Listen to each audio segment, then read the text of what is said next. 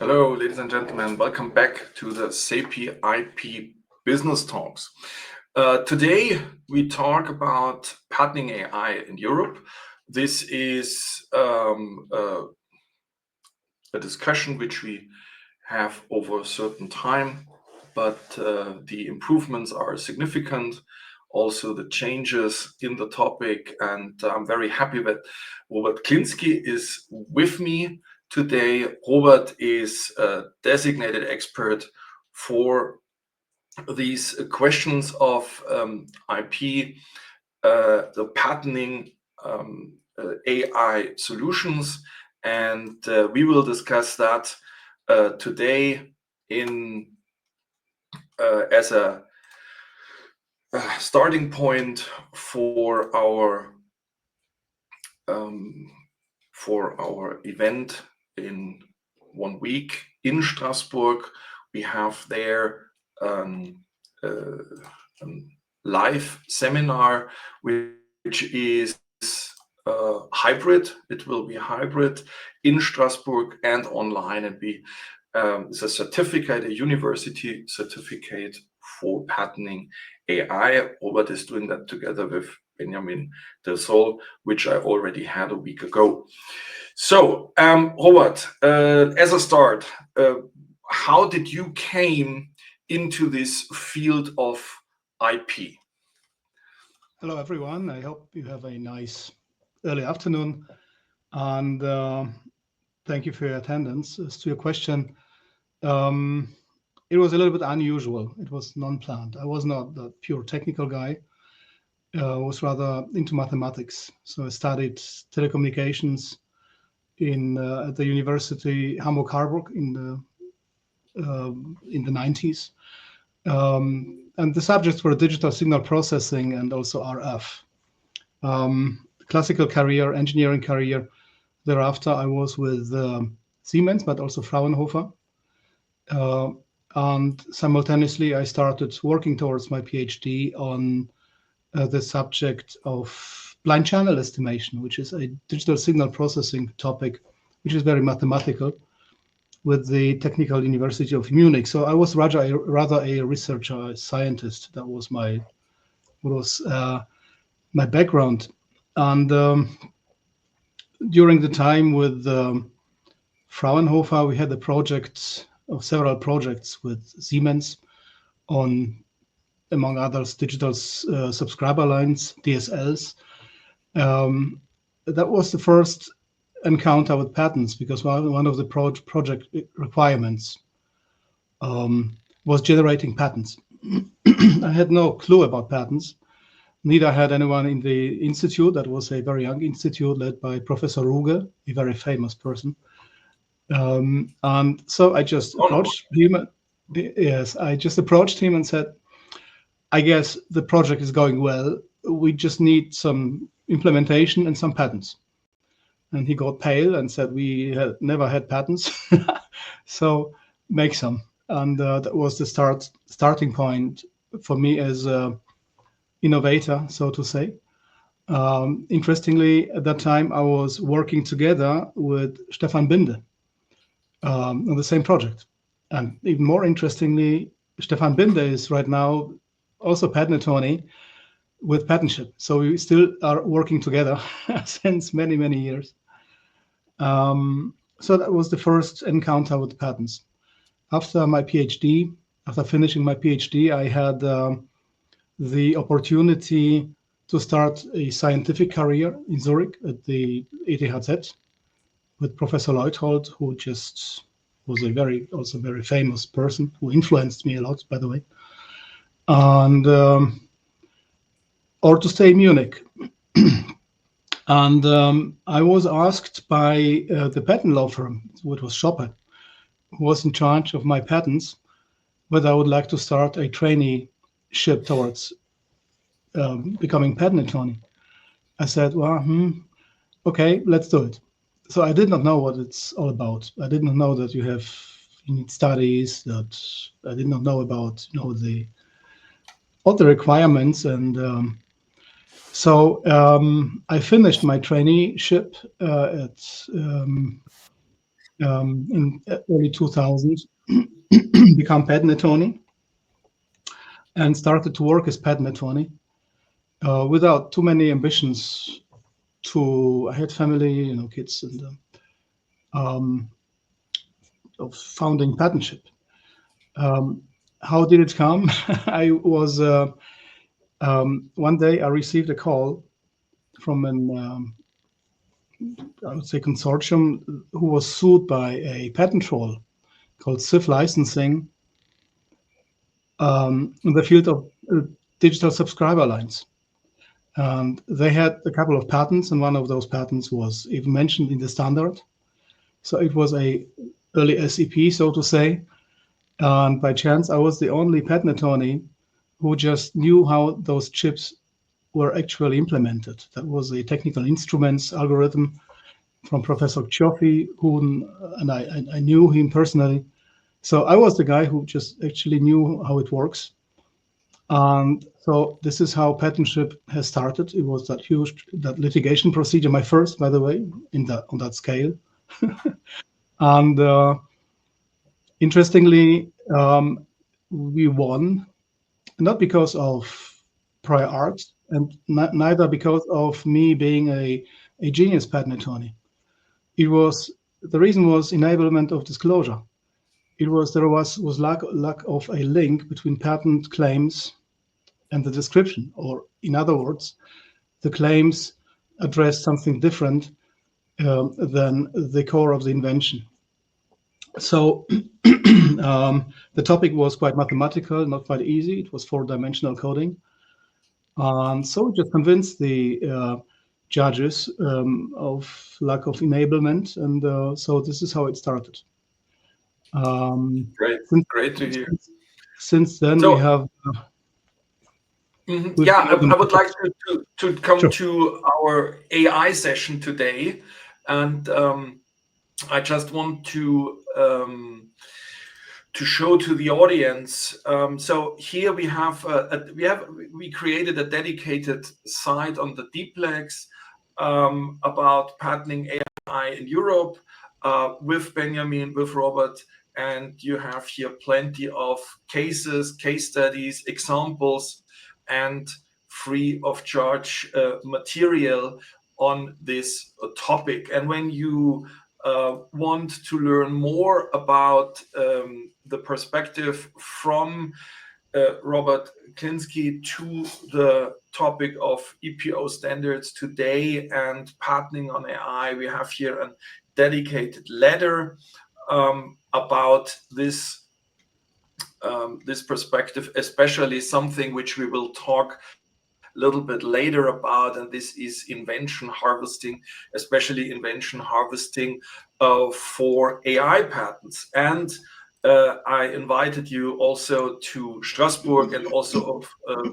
your speech in Strasbourg to the master students is also available online, and with all these interesting aspects of invention harvesting and dedicated, or especially when it comes to AI development. So that is my first question to you.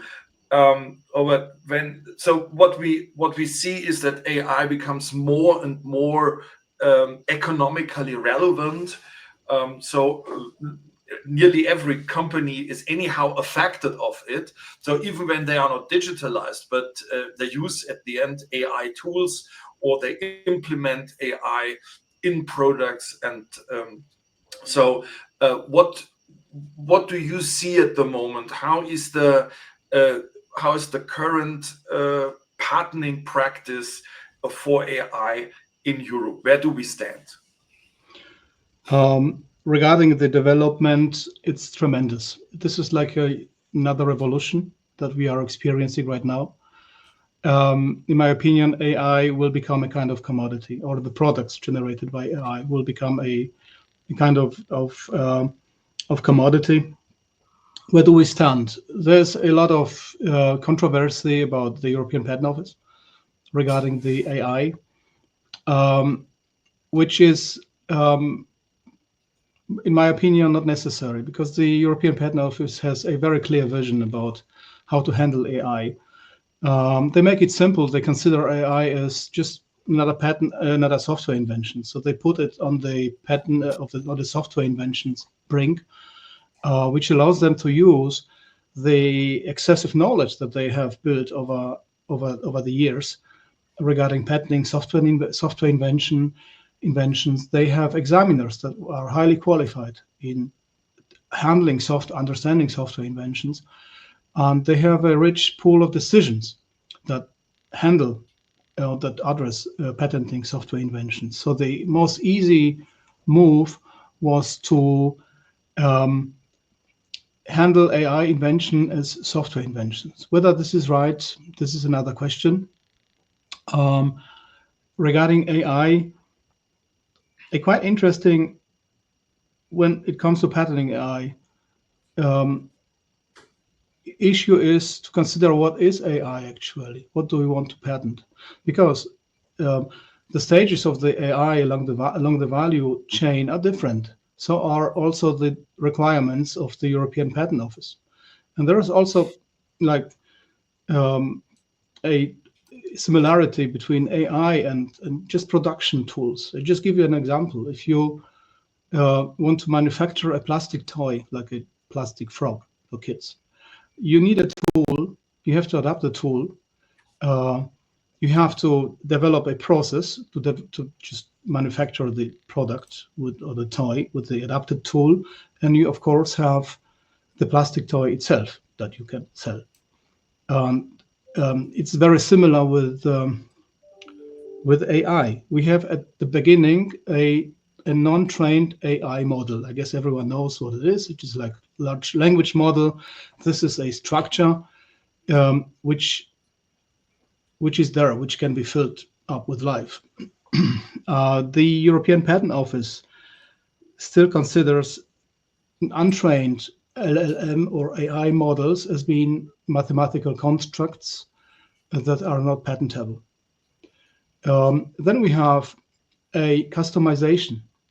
The customization is the training of the AI model with training data. Here you can obtain patents on AI. It depends on the training data. It depends a little bit on what you're going to achieve. What we have here is a necessity of a real world scenario. So we cannot obtain patents on training AI in a simulated environment like digital twin. But if there is Okay. a interaction with the real world, this is not a problem. In my opinion, this is an artificial separation because a processor or the AI under training doesn't know where the data originates from. So this is an artificial separation, in my opinion, but it is what it is. We, of course, have the specifically trained AI model that can be subject of patent claims. And here you can always refer to the software patenting requirements of the European Patent Office in order to get that trained AI model patented. You, of course, have the process of using AI to generate something new, like develop another software or to control a robot. Here you also have clear guidelines provided by the European Patent Office on how to patent AI in that environment. And you, of course, have the results of applying AI to generate something new, which is the product. This can be an implementation of a processor, for example. So along these stages, which are different stages in the value chain, you may have different requirements on how to patent AI. Apart from pure AI model, you may obtain patents for each stage along that value chain. Okay. Okay, got you. Yeah, this is a wonderful picture, which very good to remind when it. So the question on which stage in a value chain you are, and to ask the question, what kind of IP can be patented here. So obviously the European Patent Office has certain restrictions You mentioned them already. And so when the objective from a company, for example, is to get at the end something patented, which has AI anyhow in it, let's say. So then the general recommendation is, the earlier you integrate the thought that you want to have an exclusive patentable solution, the earlier in the development process you integrate this thinking, the easier is it at the end to get that this characteristic of the product, that it is finally patentable. Now, what would you say? How comes these invention harvesting into play here when we try as early as possible in the product development process to integrate these thinking in IP, in patents, and about patentability of the final product? Well, invention harvesting is just about creating valuable patents at reasonable costs, so that there are assets. Patents are also economical assets that have value. What I observe quite often is and pardon me for what I'm saying right now, AI is not a holy grail, and this is just a trend. Everyone wants wants to have AI mentioned, or use. Everyone wants to use AI for even in implementations that do not require AI. So the first question is the invention about AI actually? And in most cases, it is not AI. It is just digital signal processing. It is a technical aspect that needs to be solved. So we look in order to generate valuable inventions. Basically, first, is it really a software implemented invention? Why? Because the EPO officers, if you're attending, pardon me, we just try to avoid your software department because of the strict requirements. So this is my secret sauce. If the invention is in the field of digital signal processing, you don't need to specify AI, even as a black box, because you can use AI as one of the possible tools to solve the inventions. To solve the invention. So we approach AI from the engineering standpoint, and if in fact quite often you do not need to mention AI at all. This is only one of many possibilities to implement something new. Yeah. When developing useful and new inventions, in order to avoid burning money and losing inventions, we deploy the European Patent Office guidelines, namely the problem solution approach, and more specifically the inventive step requirement. So does the solution or do the claims address a solution, a technical solution of a problem with technical considerations? And this is like a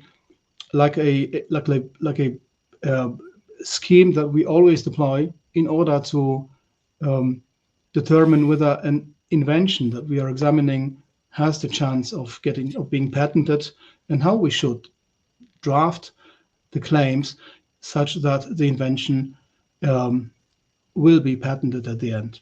And this test is also very helpful in order to determine, and this is one of the main questions when developing new IP, whether the problems that are solved are actually actual problems, or whether those problems are made up by the inventors. So we just take care that the problems that are addressed by the invention are actually actual problems, because if you solve actual problems, you increase the probability of the invention being used in the field. If you solve the problem, you cannot. Excuse me, can we stay for a second to these actual problems? So when I got you right, you say there are some synthetic or artificial problems which are not real world problems. and then there are these other problems like actual problems. Could you give an example for these categories, or how Um, can you transform a synthetic problem in a real problem or actual problem? I'm not sure that I understand Understand. that fully Understand. anymore. Understand. So, in order to obtain a patentable invention, not just an invention, but a patentable invention, you need an invention in the technical space. And quite often, the actual purpose of the invention is non-technical, like whatever, accounting is a non-technical issue. And a very important step in that process is to transform the non-technical need into the technical space. Once you Okay. get it transformed, you have a technical invention that targets probably a market solution that has a non-technical purpose. I have a Um, wonderful example for you, which I'm using in my teaching. Um, there was a patent application for a smartphone or phone long time ago, a mobile phone which has two SIM cards and or two memories for the time which the phone was used. That comes from the time when you were charged by the telecom companies. You were charged for the time you have a phone call. It's long time ago. So, and these two memories, so when you stop here, okay, then you say my invention is that I have two different time counters, and I can switch between these two counters. That's it. That's the invention. But then the attorney wrote in it that the reason why you want it is that you can distinguish between professional and private use of these phone. Yeah, and you are out because now it's an administrative or bookkeeping or whatever activity, and it's not a pure technical issue. And I think that is exactly so. My understanding from what you said. So keep it technical, and even when the starting point was anyhow administrative, try to understand just how you can explain it in a technical way. We had a very similar example with in our one of our latest harvesting projects. It was about IoT device, and the company wanted to implement a kind of pay-per-use. And you cannot patent pay-per-use, right? Because it is a billing problem. Yeah. So they had those IoT devices, and they used integrated SIM cards, which are like subscriber identity modules. And the solution was very similar. We just suggested to have a counter. We have a counter that counts downwards, 10, 9, 8, and so forth, until 0 is reached, where the ISIM module, not the device per se, but the communication interface, is deactivated. And so you have a technical solution that supports a business case. And this is in China on the market, by the way. Yeah. Got you.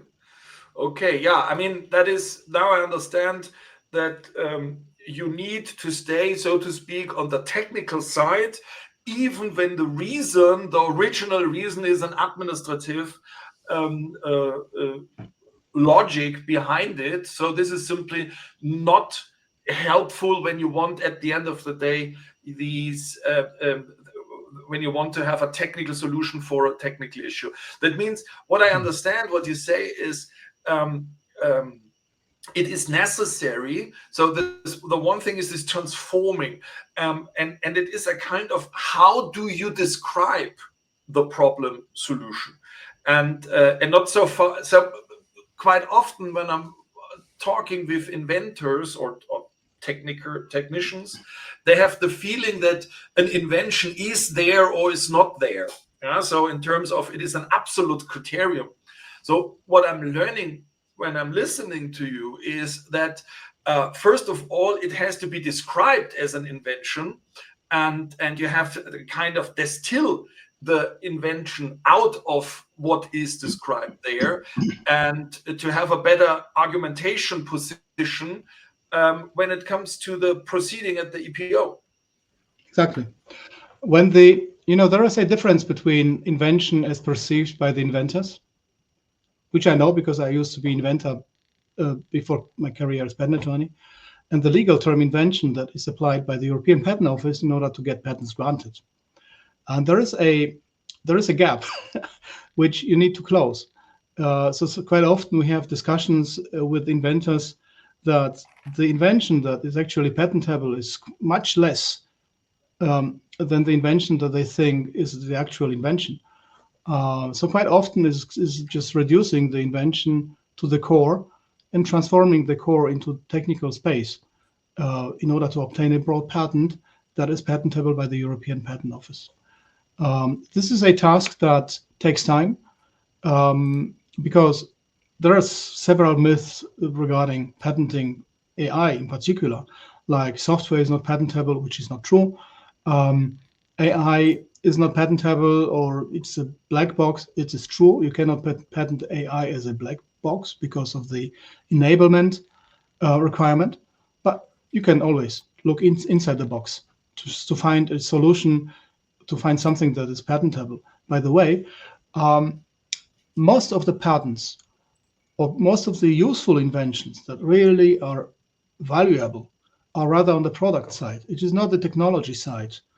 So if you have a technology and look for an application of the technology, it is really a hard way to have a valuable link between the market and the technology. If you just implement the product side or the application of a certain technology, like in the context of a certain standard, for example, then you have a bunch of, let's say, small inventions. The closer the invention to the prior art, the better, because the probability of the invention being deployed increases with the decrease in distance from prior art.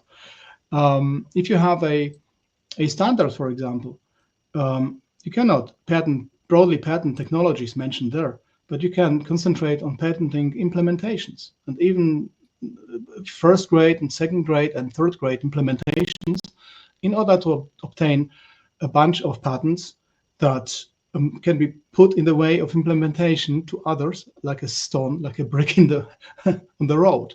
So patents are prohibited rights. I really like what you're saying, because so many inventors don't get it, that technology and inventions are one thing and patents are something different. It is a, so to speak, decoupled world on its own. And what you say is, and this is, I think, a very important point, the value of a patent, the economic value, goes up the closer you are at the known state of the art with your invention. So it is obviously not the case that you have a high value patent when you have any rocket science which is maybe in 20 years ready to be produced or whatever. That's the easiest case that you get a patent, but unfortunately the true economic value is close to nil.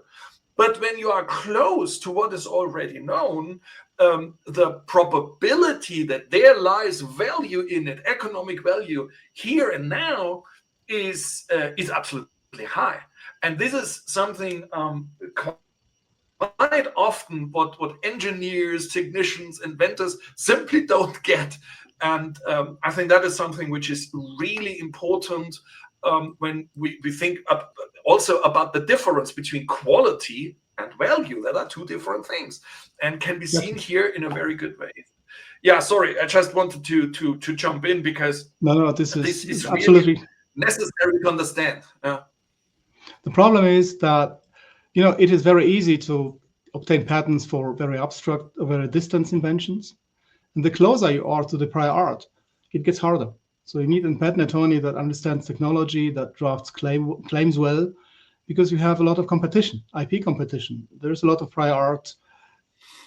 So it's sometimes obtaining trivial patents, so-called trivial patents. It's really hard work, but in many cases, it really pays off. a kind of sort of contrarian opinion to what many researchers and engineers think. Absolutely, absolutely. And even when we talk about AI, this is a general understanding of patterns and the question where comes the value from, and it's exactly what I mean. That is the next point is that it is hard work. So it's much easier to get something, rocket science for the next 20 years. So then it is obviously inventive, and you have your inventive step, and you have no prior art because it is so visionary. And obviously, the job is much harder to get something which is quite close to the state of the art. I mean, that is simply a fact. I would like to come again to this invention harvesting. I think that's a methodology which is really relevant for companies. What I learned is that at the end you need different competencies which you have to bring together. So definitely you need technological understanding of what's going on here, but and obviously you need patent law competencies, and that sounds for me extremely important. You need a business understanding. So what is the use case? What will be the business case behind that? As you said, a pay-per-use logic or whatever, but this is definitely something which comes from the business, and it's quite often forgotten that this is the cornerstone. And even when we change the business model or the use case over the time, as a leading thought, this is important to keep in mind. So typically this is not in one person. Okay, so we need for this different knowledge, you need engineers, you need let's say a business developer or a product manager, and you need a patent guy. So how can these people, so I'm saying always they speak different languages, so they even the wording it's not coherent. So how can you make them, how can you bring them together and make them working together? Yes, inventing is hard work if you make it right. And in fact, inventing is an interdisciplinary engineering subject, which can be learned. You develop inventions in the same way you develop circuits or programs. I can tell you because I developed circuits in my past and computer programs, and now we just deploy the same engineering approach to developing inventions. It sounds strange, but this is like my past. Regarding the combination, we of course have experience. You need a lot of experience and technical understanding of the technology, actually on the level of the inventor, in order to be able to transform the invention into more usable parts that you can sort and patent. The crucial question is, why do you need patents? This is the question why we always ask. This is the first question. Why do you need, what is the purpose of your patents? Because patents need a justification. If you just have patents without any economic or strategic or whatever justification, there is no use case for them.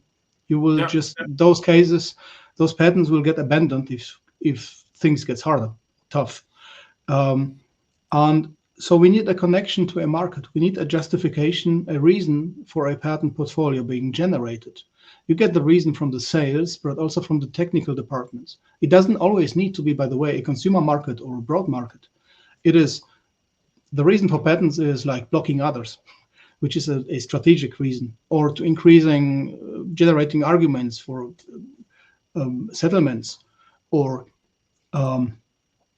having a bunch of patents that are standard relevant in order to increase the value of, say, a startup working on that area. We are currently working on a fintech startup in a similar fashion.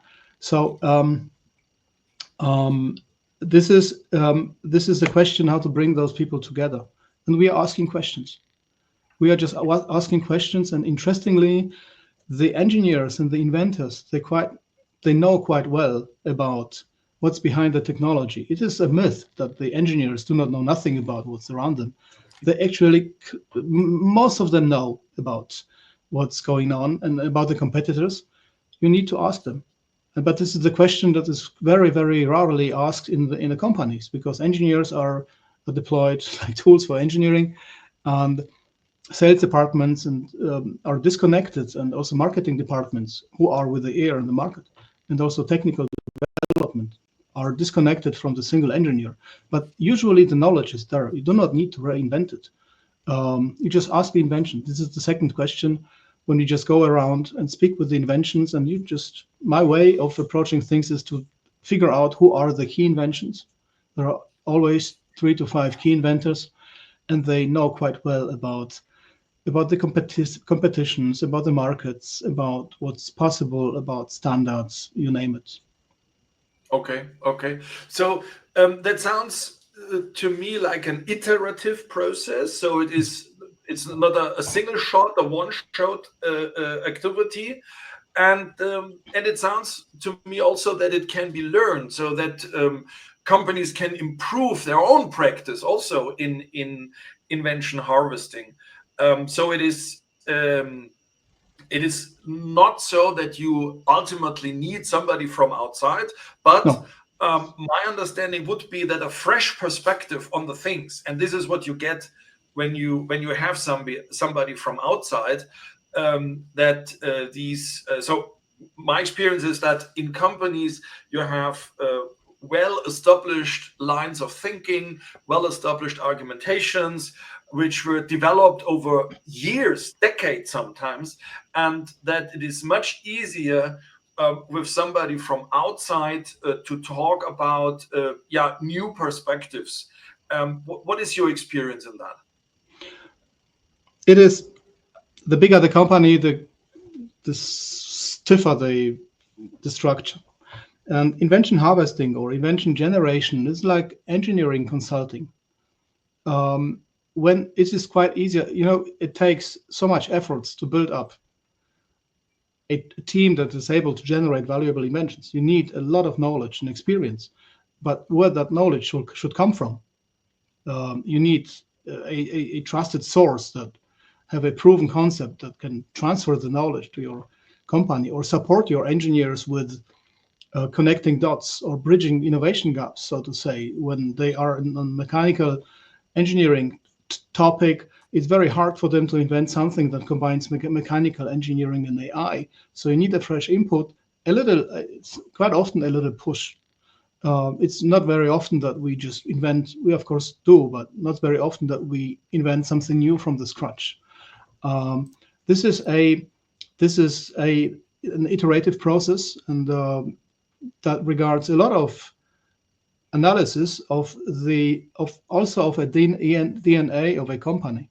Quite often the obstacles are not technological. It's like internal politics, who is working with whom, which is rather psychology sometimes. It is easier for an external expert to ask those questions, because I have nothing to lose. I have nothing, this is, if they fire me, then they fire me. I just, under the project, I'm not under that pressure. And one point is quite often that, and this is often overlooked, and this is mainly probably the most, and pardon me that I'm that long on the topic, some inventors feel ashamed to suggest trivial inventions. They do not mention them. They just work on terrific inventions which are complex, because they are afraid of losing their reputation as engineers, or to have those discussions is nothing what you have invented, what is it, by, I would say, uneducated colleagues. And so this is a serious issue. We had once an invention harvesting concept where the inventor just refused to be named as an inventor because he was really ashamed of it. Guess what? What he invented is now one of the pillars of a business case, and that is really helpful for generating revenue. And the invention was not actual invention in terms of great technology, but it was very useful.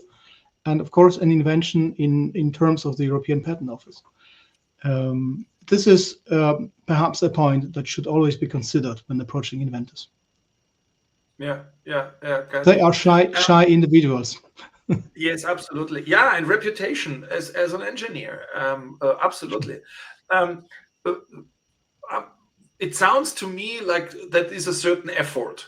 So can you explain, let's say, for an AI project? So when I want to apply these logic of invention harvesting, can you give us anyhow an idea? So in days or hours or I don't know. So how much effort this is to use this methodology to create these patentable solutions? Well, typically, on a typical project, it depends a little bit. It is not weeks; it is rather days. It typically we just regarding technology. You may assume we understand the technology, so this is what differentiates us a little bit because we are on the technology on a very high technology level with our PhDs in the firm. So we understand the technology. So this is the time that is reduced. Actually, we just can jump into the actual application, and it is like we used to work on one-to-one sessions. I know there are group sessions and workshops. It's you're losing time. So we just prefer one-to-one sessions. So we just have a 4 hour, usually a 4 hour session with one or two key inventors. And usually during that time, we generate between 4 and 10 inventions or invention Okay. ideas Okay. that are, of course, analyzed and sorted a little bit and mirrored. Um, this is a Okay. typical outcome. That sounds very reasonable to do so, especially compared to a situation where you have at the end nothing in your hands. So you have developed something and everybody can copy it. I mean, that is obviously Actually, not what yes, you want. So yes. the effort has a very high value when you do it in that way, that you integrate this thinking early in the project and that you guide and The earlier the streamline. better. Yes. Mhm. The earlier the But better, interdisciplinary, and obviously having also a good understanding what the AI is doing. And what you say is it depends on how you explain it to the EPO, and it's much easier to explain it as a data or signal processing engineering approach compared to the starting point of an administrative application of AI. So yes, that is my take home message. yes. You have to regarding AI. I just should clarify. You always have to have a picture those 5 stages that I mentioned in the beginning. Is it the model? Is it a trained model? Is it application of the trained model? Is it the product? Where are we along the AI value chain? Where is the invention? And I would strongly suggest and recommend keeping those stages separately.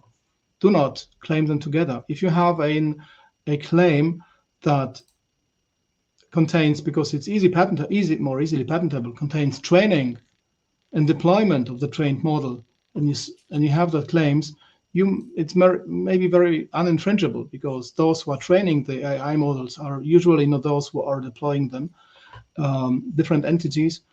Just keep an eye on where are you in the value chain and what is your product and who is paying for it, and this should help you converge your considerations regarding towards what is the subject matter of the claims of the AI claims that we gonna claim. By the way, you mentioned the time requirements. My first invention harvesting project ended up with 0 inventions. 0. I was ashamed. I didn't charge for it. That was a huge lesson for me, and it takes us more than a decade to develop a concept so that we are that efficient, and we pass that efficiency on to our clients. so that we do not turn wheels and make a big fuss of it. But this is not given. This is a result of hard work and refining the experience and also the knowledge on how to focusedly and systematically develop useful inventions, not just inventions. Okay, that given as final words, that we want to have useful inventions and valuable ones and not just ones. I think that is also in the case of AI absolutely relevant and key. Robert, thank you very much. The time is over for today. I'm happy that we meet us next week in Strasbourg. So, and to the audience, thank you very much. Goodbye, and we will be back tomorrow. Tomorrow we have the next live talk with Adam Novak, and we will talk about the usage of AI in law firms. So, thank you very much, and bye-bye.